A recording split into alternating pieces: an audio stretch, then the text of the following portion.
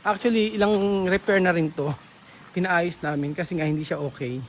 So, dito po sa Casa Ginyana, para meron kayong idea. Nako. Uy. Uy, pagod. Nagmap. Naglinis.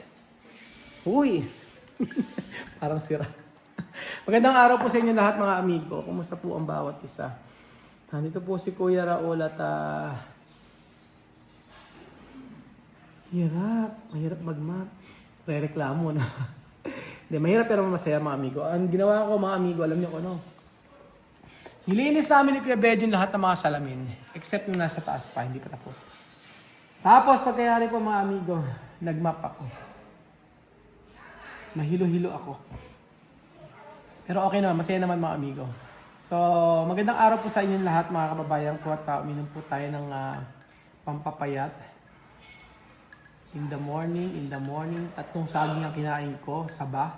Saba na nilaga na medyo hilaw na walang tamis.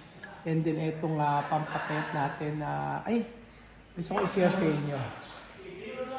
Hindi to hindi to promotional ano. Medyo mahal lang. Actually, kay Lenlen to. Oo, 300 eh. Oo. Actually, kay Lenlen to, kaso nga lang, hindi niya iniinom. Ako na uminom. Ayan o. Lutalay po. Kaso nga lang ang lasa, kakaiba. Parang ako umiinom ng ano. Ayos naman ang lasa. May malunggay. Pag malamig, masarap. So ayun po mga amigo, ngayong araw po ay katatapos na namin maglinis-linis pero hindi pa rin halos tapos kasi po sa taas po ay may mga aayusin pa tayo. So ngayong araw gusto ko pong ipakita sa inyo ang tinatapos na terrace natin. Terrace pa tawag. O basta terrace na yun. So ngayong araw po, ito po at gusto ko ipakita sa inyo yung ginagawa dito na ito yung gusto ko i-share sa inyo na pwede niyo ipagawa kaysa magpapintura kayo. So anya po si Kuya Belgio na nag-aantay lang sa atin dahil aalis kami. So ito na siya. Tingnan niyo ang itsura niya. Ito, dapat dyan na mas dark pero okay na rin sa akin. Maganda yung pagkakagawa ni JC. Tingnan nyo. Charan! O, diba? Hindi mo kailangan pinturahan. PVC kinabit natin tapos kung alam ko lang. Si JC dapat pinagawa natin ng mga kisame kasi pulido siyang gumawa eh. Actually, yung okay naman yung ginawa sa atin kaya lang mas pulido ito eh. Pulido yung gawa ni JC. Tingnan nyo po. Hindi babagsak yan. Kita nyo po tinox niya. Ginamitan niya ng black screw. Yung iba kasi JC ano lang no? Ginaganon lang nila. Kulang po yung pamako. Oo, yung pamakuan, yun ang problema. Oo, tulad doon. So, doon po mga amigo sa Mecca mamaya ko ikuha sa inyo mga amigo kung ano nangyari. So, eto po. Ayan. So yung yung pamakuan niya kaunti. So ang nangyari po sa may Casa Ginyana sa may glass house ay bumagsak yung naglumundo yung kisame. So inayos namin yun. Pakita ko sa inyo saglit para malaman niyo. Ito po yun. So may malaking problema doon sa may kisame.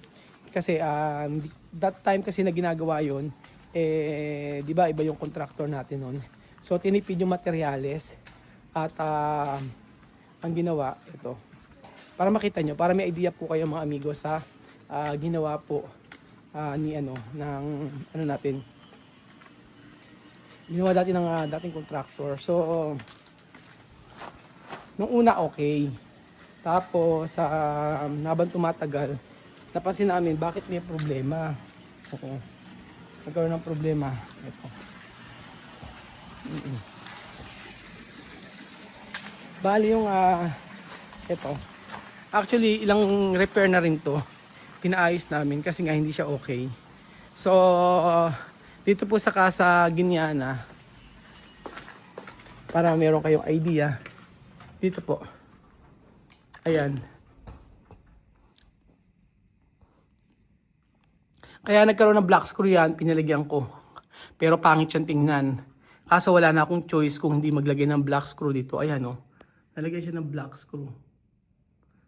Dapat wala talaga yan mga amigo. Bumagsak yan actually. Lumundo siya.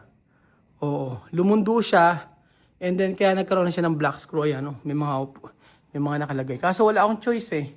Kasi po, yung mga metal paring na ginamit po nila, yung metal paring na ginamit nila mga amigo ay kaunti lang. So, syempre, di bumagsak. Bumagsak siya mga amigo, nagganon siya, lumundo-lundo siya. Nagulat na lang kami, sabi ko, Kuya Edwin, ba't nangyari yan? Binuksan namin yung binuksan namin yan, yung PVC. Abi, pagbukas po namin mga amigo, kita namin yung metal paring na ginamit. Kahit di ako marunong maggawa, alam ko kung matibay or hindi. Kaunti yung metal paring na ginawa, napaka-kaunti. So pinagawa ko pa ginawa ni JC one day lang. Oo, kaya ito yung mga magagaling namin mga trabahador, si JC, si Dave. Sila yung mga mahuhusay talaga. Talagang all around sila. Kasi nakita ko paano sila magtrabaho. Oo, so ayan po. Yung pintor natin, ang magaling si Kuya Alvin, tsaka sila Kuya Edgar. Ganun. So, ngayon, syempre, yung iba kasi ay hindi na nagtatrabaho rin sa atin. Ganun po. So, ito po mga amigo. Charan! Hindi kasi, tapos di pa nilalagyan ng mas maganda mga amigo. Pag lalo na sa loob ng bahay, walang problema. Pero sa labas, kagaya nito, kailangan matibay.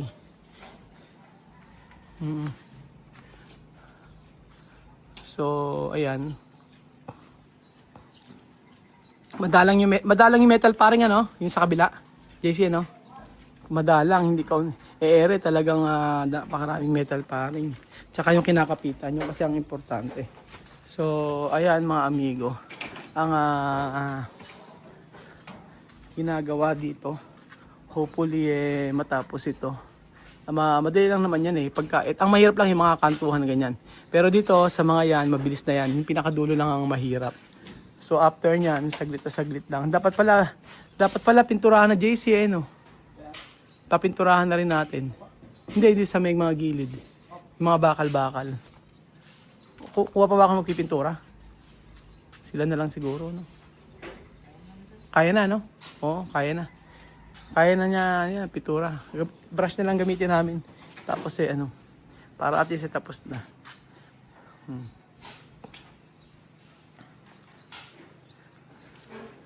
Tapos ito, pabawasan pa natin yero dito, Ayan, babawasan pa yung yero dito sa may nakausling ganyan.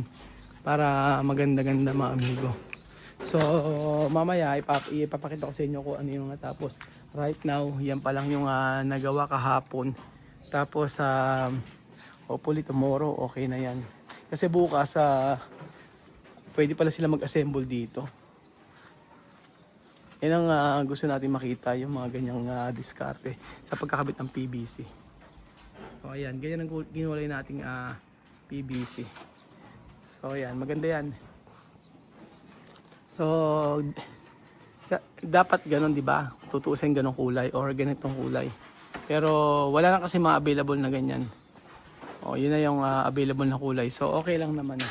Kasi bawat nakita ko nga iba-ibang kulay sa mga architecture na gawa. Iba-ibang kulay ng mga PVC. So, ang natutunan ko, dapat pala pagka papagawa ng bahay, ang maganda talaga yung sa lahat ng wall yan magkakamukha lahat.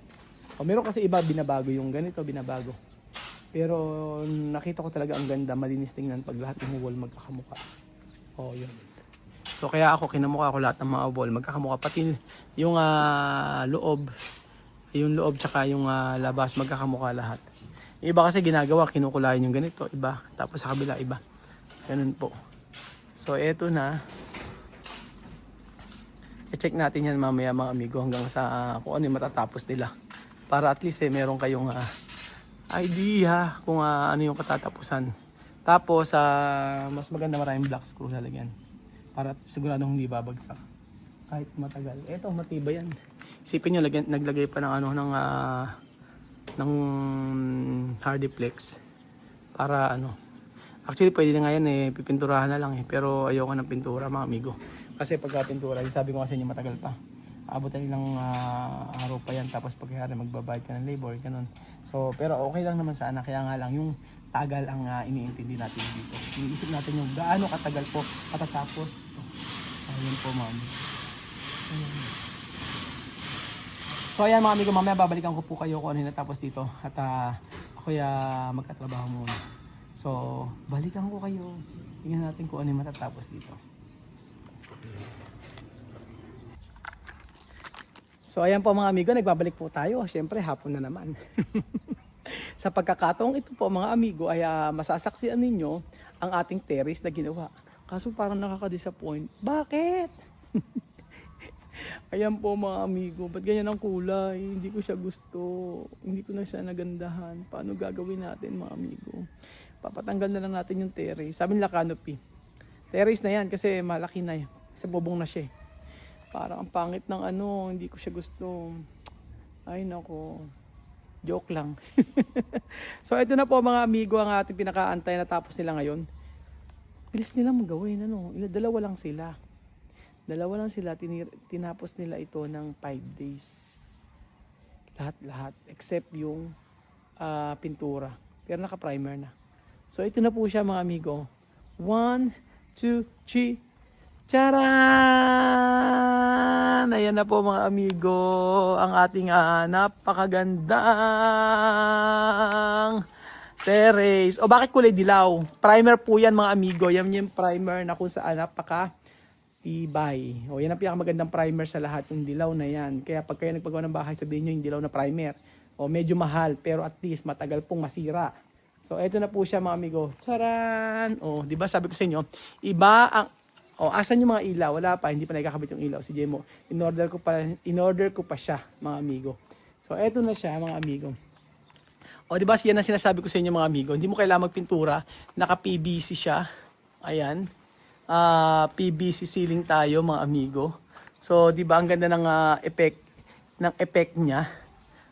So, wag kayong maguluhan. Bakit dilaw yan? Hindi siya kulay dilaw mga amigo. Brown ang kulay nitong nasa taas na natin na yan. Brown yan. And then ito, pinamimilian ko kung black or brown or gray or dark gray kagaya sa pintuan. So, okay ang black din dito. Okay ang dark gray. Feeling ko okay na yan. So, yun po mga amigo. Ang natapos po dito sa ating magandang terrace. O, diba? Ang kulang na lang ilaw, bukas gagawin po ni Jemo yung ilaw na yan. Ililitaw niya lahat ng yung mga yan. So, maganda po yan mga amigo, pag nakita nyo. Ayan, o diba? Ang kulang na lang talaga is pinturahan. Hindi ko pa pinatatanggal to kasi, Billy baka mahulog ka dyan. Baka mahulog ka dyan. Oo. Pag nahulog ka.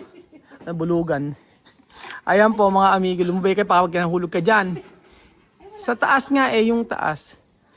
Nilinisan namin yung loob dito. Ang problema lang, tingnan nyo yung mga kwarto ni So kulay dilaw siya mga amigo, pero hindi siya talaga yan yung kulay. Oo, si Billy parang doon, parang unggoys. Ayan po mga amigo, ang terrace natin. So yung tataas, kakat pa yan.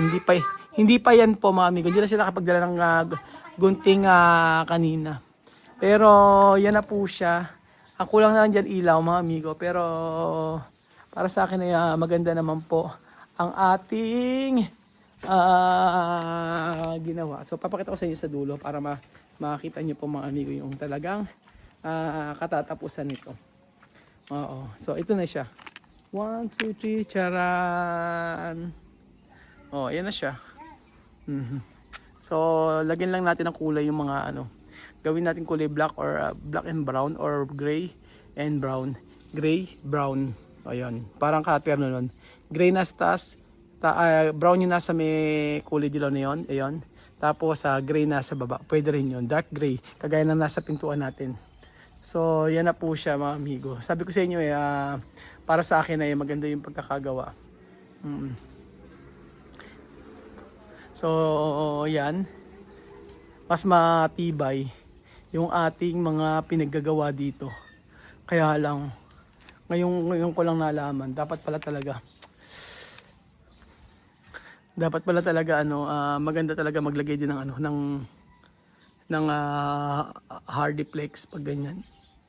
Ang ganda na kinalabas niya. Ako ang nagustuhan ko eh. Bili, Diyos ko, pag nahulog ka dyan, sinasabi ko sa'yo. Huwag mong galawin yung kuryente, ha? Abe, oo. Tingin ko, meron na. Huwag mong galawin. Diyos mio. Ayan po, mga amigo. So, pagka tinignan natin ganyan, huwag mo na kasing galawin yan, hayaan mo na sila. Ayan, charan! Antayin na lang po natin pag natapos. So, ito na po mga amigo, tapos na po ang ating terrace. At ano pa ba ang anong mas maiko-comment nyo? So, para sa akin, okay na okay. At hindi na mababasa ang ating pintuan. Kasi yung pintuan natin talaga ay kahoyan. So, ayaw natin masira kasi medyo mahal po yung pintuan na yun. Lalo na yung hamba. Hamba pa lang, tsaka yung pintuan sobrang mahal na. Kaya sabi natin, konting amount lang naman makapagpapagawa na tayo nito. Natapos naman po, nairaos natin. So ayan po mga amigo, thank you so much po at maraming salamat sa inyong pagsuporta. God bless mga amigo. Bye!